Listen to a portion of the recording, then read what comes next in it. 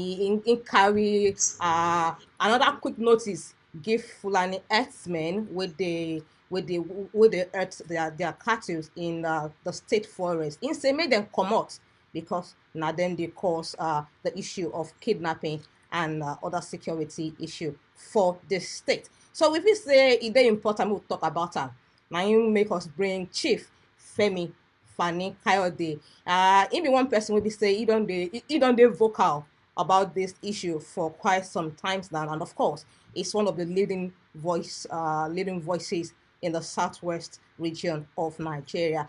Good morning, Chief Femi Fani Kayode. It's good to have you join us this morning. Thank you very much. Good morning. Without wasting much of your time and of course our audience time, I'd like to let our audience know, say, I beg, you know, not go vex because our Chief Femi Fani Kayode love is yarn pidgin that well. So I go to mix pidgin English, pidgin English. So you go take like that with us, and also bear with Chief Fani Kayode himself, saying you know if you speak a pidgin, but you go speak English, the proper English, that's Queen's English, and I'm sure we all will understand that. Chief Femi Fani Kayode, thank you again for joining us. I wanted to ask you, what's your assessment of the roles played by, say, the federal government, the state government, and of course the leaders across the all region of Nigeria in this, in how this issue of Fulani herdsmen, the clashes in the state and security are playing out as we have it now? I think the role of the federal government has been abominable.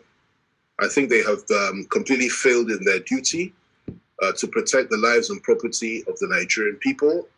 I think they have encouraged the herdsmen, the killer herdsmen, to do what they have been doing to the people of the Southwest and indeed to the people of the Middle Belt and even the people of the Core North itself. Over the last 5 years, there's been a total breakdown of law and order. What we are witnessing in the Southwest and in other parts is an army of occupation, well-armed, well-funded, well-organized criminal gangs that extort, that kill, that terrorize, that maim, that rape, and that destroy everything in their path. They're like an army of locusts. And these people have believe that they are well above the law. And the situation in the Southwest particularly is that they have been allowed to settle with their arms in the forests of the Southwest. And the reaction to that 1 year ago was the establishment of the Amotekun to defend the local people because the federal government failed to do so.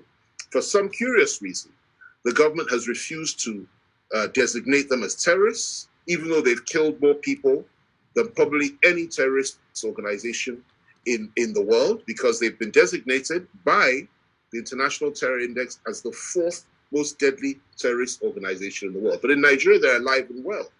And one cannot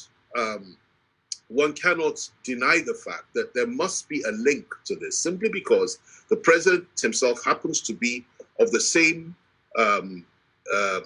ethnic extraction as these people, and for some reason he's pampering them. But whatever the reasons, there's been a failure of duty on the part of the government to protect the people. And like I said, they encourage them, they pamper them, they support them, and they defend them. They've defended them on many occasions when atrocities were being committed. So that's the position. In terms of the state government, well, the state governors, particularly of the Southwest, have tried their best because they don't have any power over the police. They don't have any power over the military. They can only ask for help. And that help comes sometimes, and it doesn't come at other times. But in the case of the Fulani herdsmen, the help never comes. So what some of them have done is pass local legislation to stop these people from moving around freely and so on and so forth. That has helped to a certain extent. But what they've done is regroup in these forests, amass their power, amass their arms, amass their criminal activities, and sprung on the local population. And people have been killed. Businessmen, traditional rulers, leaders, market women, the rich, the poor, the big, the small, being slaughtered on a daily basis, and nobody is being brought to book for this. So that's the position. The government has failed. The government will continue to fail. And as long as they refuse to designate these people as terrorists, I don't see much joy coming at the end of this. This will continue. And I pray that it doesn't degenerate into something else. Okay, thank you very much. You mentioned that the federal government has failed, and you mentioned that it's for some reasons best known to them. Do you think, okay, I want to ask you, okay, we've mentioned the role of the state government, the federal government. What about the elder statesmen? You know, we know that in Nigeria today, we've had past president, we've had people that have actually dealt with all of this insecurity issue, and people that have, of course, knowledge about this. Every leader in the Southwest that's worth his salt, every responsible leader in the Southwest, I'm talking about the Southwest now, has spoken out against these atrocities. Every single one of them has asked for help and support from the federal government and asked them to do the right thing and asked them to deliver our people. And they have turned a deaf ear to those voices. Every single one, whether it's Afenifere, whether it's Yoruba Koya Group, whether it is Obasanjo, whether it is this, whether it is that, every single person has spoken out. Professor Akitoye, Babadi Banjo, we've all spoken out. The old leaders, the young leaders, everybody. And nobody's listening. And the people are being slaughtered on a daily basis. And you know, you cannot therefore blame the local people to say, look, if government won't defend us, if government won't deliver us, then we have to defend ourselves. And that's what we're beginning to see unfold. And that's where people like Sunday Igboho now come in, because their position is that, look, nobody's helping. These people are killing. These people are kidnapping. We know who these people are. We know where they are. And we need to do something about it. And I'm glad that Governor Akere Dolu in Ondo State has taken the measures he's taken. It's a very, very bold initiative, courageous initiative, rather like what Fayose did in Ekiti State when he was governor, and rather like what other Yoruba governors are trying to do now, and that is to empower Amotekun to do what the federal government was meant to do, but refused to do. So I commend their courage, I commend their commitment, and I also commend every voice in the Southwest that has spoken out against these atrocities. We see, the problem here is that it's not just a farmers, herders clash. We believe, and rightly so, that we are under occupation. And when a people are under occupation, it does not bode well for the unity of the country. And what makes it worse is that when we complain, when we say this is too much, when people's homes are burnt, their children are raped, their wives are raped before them, their children are slaughtered, they're all slaughtered in large numbers. We're not talking about small numbers, hacked to pieces.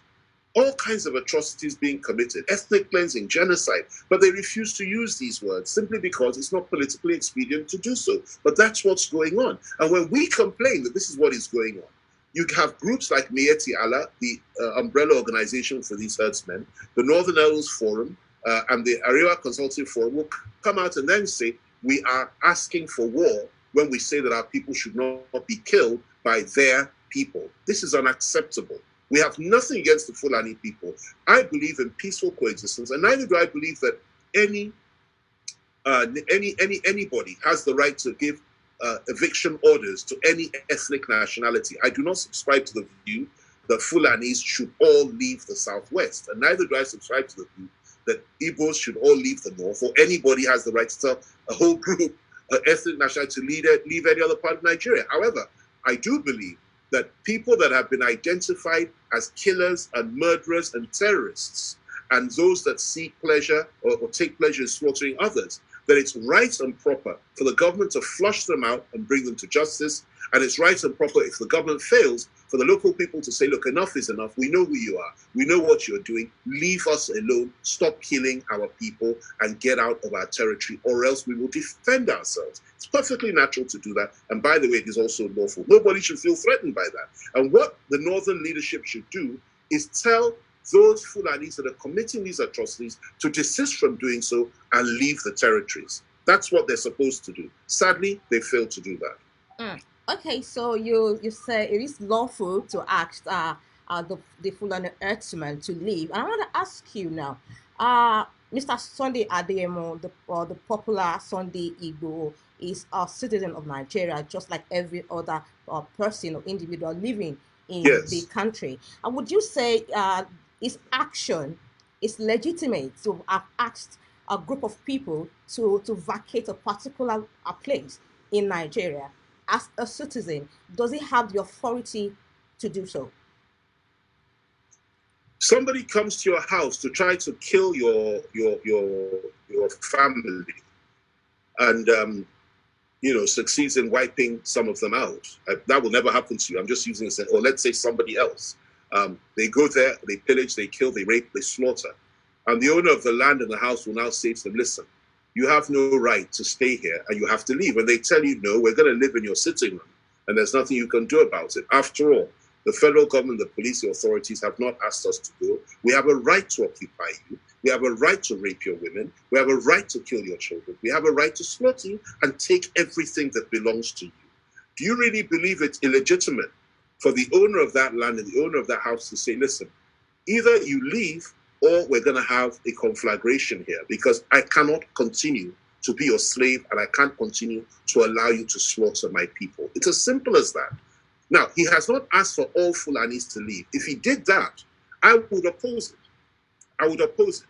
He has not asked that the whole of, every Fulani person should leave those areas. He does not have the right to do that. But he certainly has the right to say those that kill and kidnap and maim must leave. And he did precisely that, and it worked. And he went to them peacefully. Without any arms, they tried to shoot him. They pointed guns at him. They shot guns at him. He disarmed them and he said, I've come in peace, but I want to see your leader. He spoke to the leader. He said that the leader accepted that his boys slaughtered a very prominent businessman that came from abroad, a Yoruba man, and established his business and employed over 200 people in that area, and him and so many others, that the man acknowledged this and that he now told him, produce the killers. If you don't produce the killers, please, you and these killers must leave. And he also said that the Seriki himself had, got a kickback, whatever you call it, from the killings. Now, these are very serious allegations. And in a serious country, the police ought to investigate this, invite the man and arrest him. Instead, the man that said, stop killing our people, stop raping our women, and stop kidnapping our people is the one that's being threatened with arrest. When the northern youths, 1 or 2 years ago, said openly that every Igbo man must leave the East, nobody threatened them with arrest. Nobody, and they didn't say those that kill. They said all Igbos must leave the East. Nobody threatened them with arrest. Nothing happened. But when people are saying these guys should leave, after they've slaughtered our people, kidnapped our people, and killed our people, people are saying he should be arrested. Is that fair? Is it reasonable? Is it rational? Of course it's not. And we're not prepared to take it anymore. And let me tell you, his actions reflect the views and have the support of 99% of Yoruba leaders and Yoruba people. He has spoken the minds of virtually every single one of us. And I commend his courage. And I would urge the government to be extremely careful in how they handle him. If you kill him, there will be a terrible reaction in the Southwest. If you arrest him, you're going to make him a hero. If you kill him, he becomes a martyr. If you arrest him, he will become the greatest hero since probably Balu Boderinla, who delivered us from the Fulanis in 1840 and pushed them back from Oshogbo back to Ilorin. So this is the dilemma that the government has. Now, what's the solution? Do your job. Go in there, disarm these people, fight them, and take them out and bring them to justice. It's not for the ordinary people to do that. It's for the federal government to do that. But they have refused to do it simply because they have ethnic affinity with these people and they are pampering them and they're encouraging them and they're supporting them. Indeed, you have mentioned that some of the claims made by Mr. Sunday Adeyemo, they are very serious allegations, and we can't, of course, confirm any of those at the moment. I just want to put that on record. And while you were talking, well, let me just say this just before I acknowledge what you've said. I happen to believe those allegations. Why? Because every traditional ruler in that area has confirmed what he has said. Every single leader in Okeogun area of Oyo State has said the same thing, and it's not a new problem. It has been going on for a number of years now. So that's the position that we've taken, and virtually every Yoruba believes that. All right, thank you very much. You spoke about political expediency, and I want to refer you to a statement on your website. You said some Yoruba leaders who want to be president or vice president in 2023 and are therefore prepared to keep quiet and tolerate this rubbish that has been done to our people. I'm not one of those leaders. Nothing in this world can make me trade in the blood and lives of my people. Who are these leaders that you think are keeping quiet because they have perhaps an ambition, that a future ambition? Who are this leader? Would you mind sharing your thoughts on them with us? They know who they are. They know who they are. And I don't want to be mentioning names on your program, and I don't want to offend anybody. When I choose to be offensive, I can be very offensive, and I will be offensive when the time is right. And I've said in that same essay that the time will come when we will start naming these people, naming and shaming them, because we're tired and we're fed up. You see, I visit these communities, not just in the Southwest. I've visited the communities in southern Kaduna, in the Middle Belt, in the core North itself, where so many people have been killed by these herdsmen and bandits. I've visited them in the Southwest. I've visited them in the South. I've visited them in the Southeast, and I've visited these communities. I've seen the damage these people do, and nobody speaks for the victims. Nobody defends them. Nobody stands up for them. It's almost as if they're being sacrificed. And I'm talking about huge numbers. Zamfara State, for example, up until the time the new governor came in, 300 to 400 people were being killed on a daily basis. Nobody cared. This, to me, is unbelievable. It's almost as if we've all become sociopaths. We have no empathy with the victims. Now, in the Southwest, particularly where I come from, what has been going on there is nothing less than occupation. Literally, you have an army of Fulani herdsmen. If you're herding cows, why do you need AK-47s?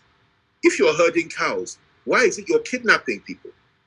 One of our leaders, when the daughter of the leader of the Yorubas, leader of Afenifere, Baba Fasoroti, his daughter was killed.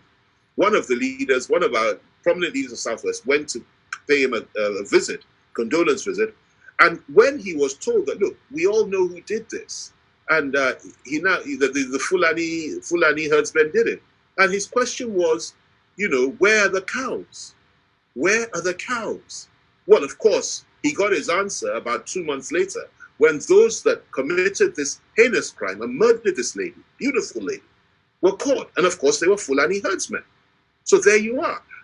Many of our leaders were living in denial. But what Sunday Igboho has done is that he has galvanized the thinking of every Yoruba person. And even the leaders are now coming out openly. Only one or two have not said anything. I know who they are. I will not mention them now. But we're waiting, and we will see at the right time. We will name them and we will shame them. And let me also say this, in fairness to them, there is a time for everything. I know that they feel as bad as, you and I do and everybody else does. I know this because I know these people. And one thing about the Southwesterners is this. A lot of people don't know is that we always come together, regardless of political, religious, or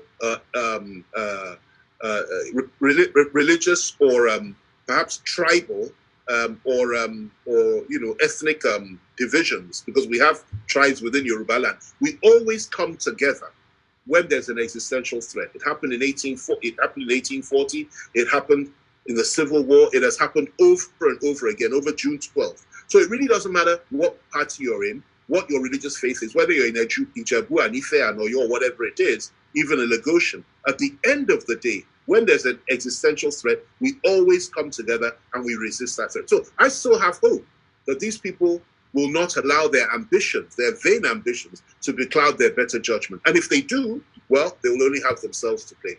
People like myself, though, will always stand with and for the people, because we have to have the people to lead and to rule over. We're not going to rule and lead corpses. And the priority has to be the welfare, security of our people. And that's why you call yourself a leader. And I'm proud to be one of those that has stood up to do that.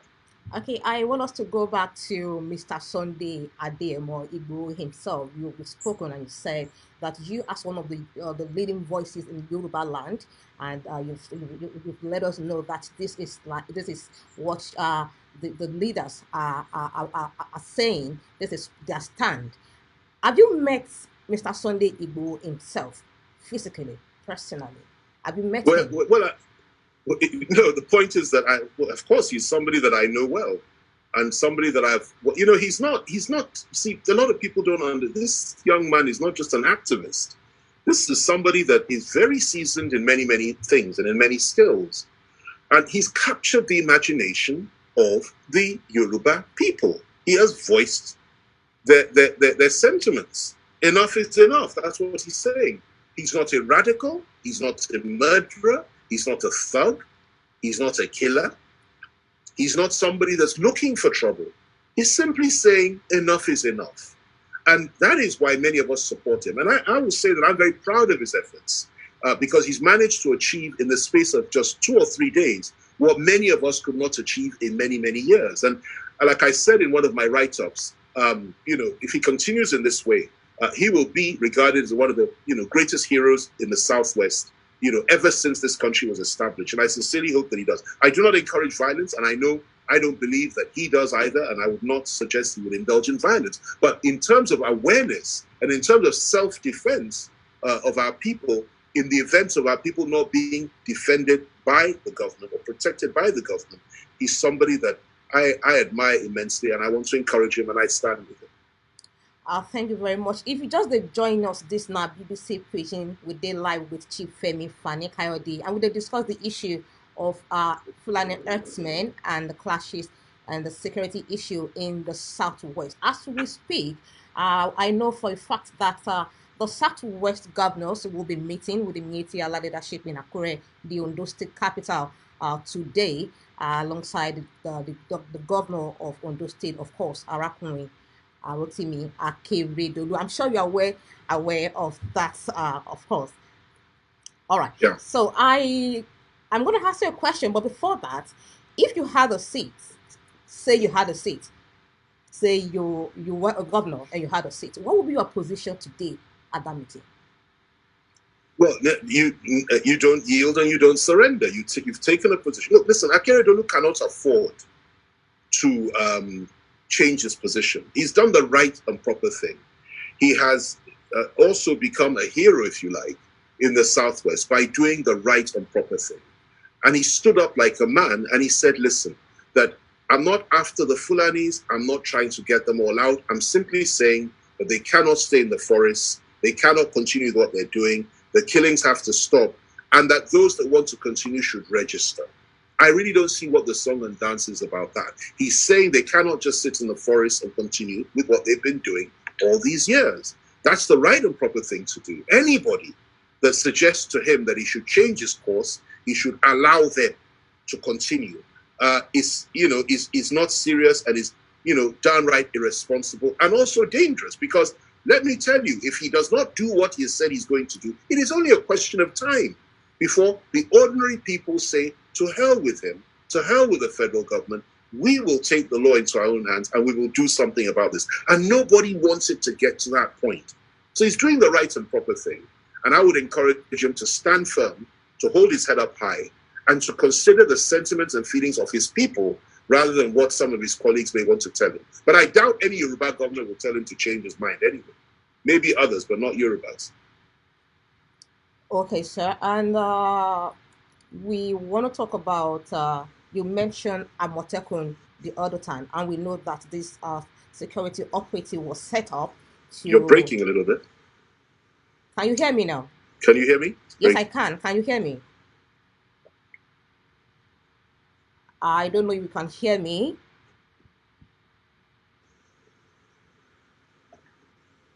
I think we're having a bit of network issue. Break. Chief Femi Fani Kayode, can you hear me?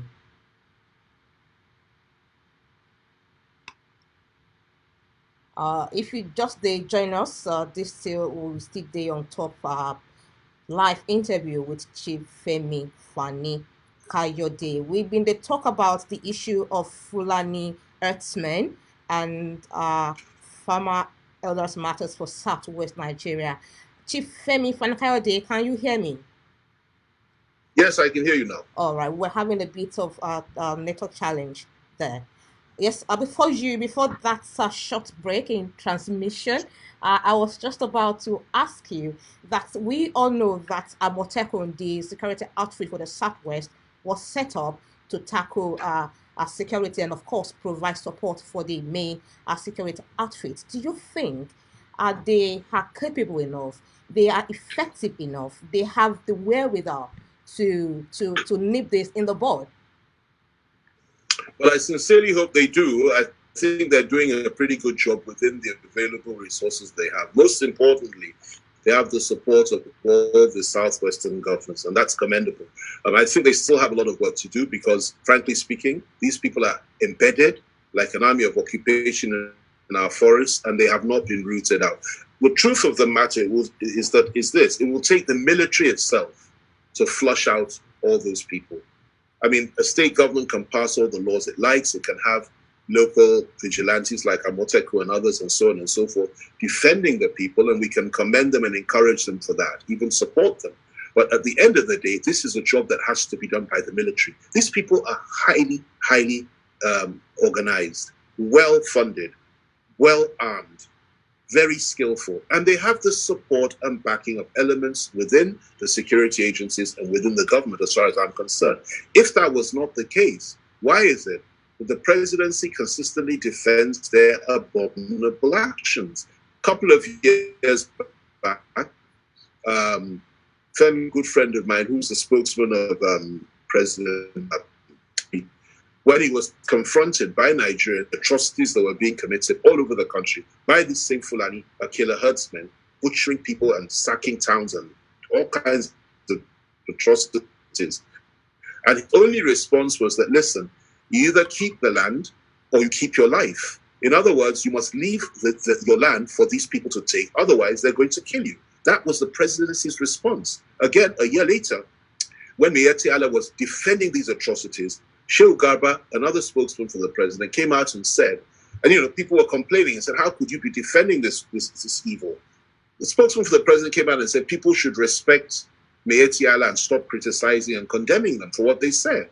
This is at a time when Nigerians were calling for Miyetti Allah and the Fulani herdsmen to be designated as a terrorist organization. Okay? And that was the response. Now, this time round, those that kill our people were identified and were asked to leave. And the same Shehu Garba, on behalf of the presidency, said that that person did. He also criticized Akeredolu for saying that, that the forest should be, that they should leave the forest. The trust. Now, what that tells you, the government complicit in these matters, has encouraged these people and will always support these people. As for ACE, Arewa Forum, Northern Elders Forum, and Miyetti Allah itself, like I said earlier, anybody that is those that is labeled as warmongers, are labeled as people that are threatening the peace and peaceful coexistence of Nigeria and are being demonized. This is unacceptable. So the bottom line is this: it is time for everybody to wake up and smell the coffee. This cannot go much longer. This group of people do not represent, in my view, the Fulani people. There are millions of very good Fulani people in this country who do not subscribe to this view, who will not support this activity, and who will not allow it. The Sultan of Sokoto is one of them. The governor of Zamfara is another, governor of Sokoto. So many that do not believe in this. Bala Mohammed and Bauchi, so many of them that are not prepared. Even their own people are being killed. So it's not necessarily something that the Fulanis are responsible for. However, those that are perpetuating that are murderous Fulani herdsmen. And they are the people we are against, not the Fulani people. And if a Yoruba militia were to go up to the north in the name of herding or cow rearing or in the name of pig rearing and slaughter the people of the north morning, day and night, we would be the first to rise up and say, these people do not represent us. We'll go there and we'll flush them out ourselves and support our northern brothers in doing that. And that's the situation, and that's how it has to be. Unfortunately, we haven't seen that. And that is why many of us in Yoruba land, particularly those that are just fed up with what's going on in this country, are saying enough is enough. Something has to be done. Thank you very much for that thought. We don't really have much time on our hands. Time don't they work as small. So let me get your thoughts on this. And I think it is important when we talk about problems, we should also profile solutions. And how do you think this whole issue can be resolved without further violence or bloodshed? The first thing that has to happen is the government has to cultivate the political will to bring the perpetrators of terrorism to justice. They need to, first of all, designate the killer Fulani herdsmen for what they are, terrorists. Then they need to send in the military to apprehend them, if necessary, shoot every single one of them if they refuse to submit. They need to warn Miyetti Allah and tell Miyetti Allah, if you continue to support these people, we will declare you as terrorists as well. They need to commit themselves to defending the communities and the people of this country, all over the country, not just in the southwest, but in the north, in the middle belt, in the southeast, the south-south, everywhere. They need to commit to defend the people and protect their lives and property. That's the first thing. Without that, nothing can change. Once they've done that, then you now look into legislation, which you're prepared to enforce, which is to ensure that these people operate in a reasonable, human, decent, civilized manner. You can't just bring your cows into people's homes and eat up all your farm, take that. This sort of thing is barbaric. You can't do that. There has to be regulation at federal level and state level.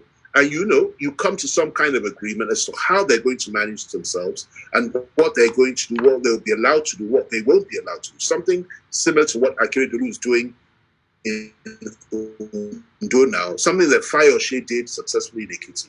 And I believe all the Yoruba governments are trying their best to do that. Because you see, they know what the reaction of our people will be ultimately if they don't. So this is the way forward. And that is what we have to work on. But the question you have to ask yourself is this.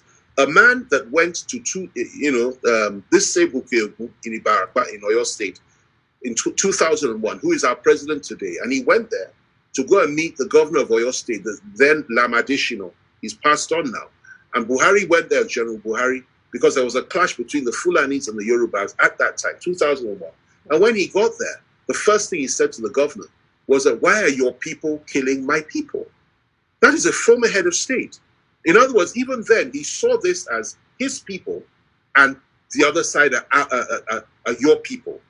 And that is his mindset till today. So if you're waiting for him to change that mindset, to say, no, we're all equal and that people should be treated fairly, the Fulanis have no right to kill others. If you're waiting for and that they will enforce the law and the constitution, you will wait forever. It's not going to happen. It hasn't happened in the last 5 years. And that's the dilemma that we have in Nigeria. And that is the challenge that we are facing. Weak leadership, partial leadership, and these people believe they are president of the Fulani Republic of Nigeria and not president of the Federal Republic of Nigeria. Until they change that mindset, I'm afraid we have very, very stormy days ahead of us. And I pray to God that there is no violence and we can come to a peaceful solution with this. Thank you very much, Chief Femi Fani-Kayode, for joining us on this program, and of course for sharing your thoughts. Thank you. With us. So we reached out to you very late last night, and you did oblige us. That's very kind of you. Thank you very much. With the watchers, this is BBC Pidgin. We don't talk about the issue of farmer elders clash in the southwest. My name, Najedi Lat Olali, no vex. I forgot to mention my name when we start the program. Now, how do you think they do? Thank you very much. Thank you very much. All the best. Thank you very much. Bye.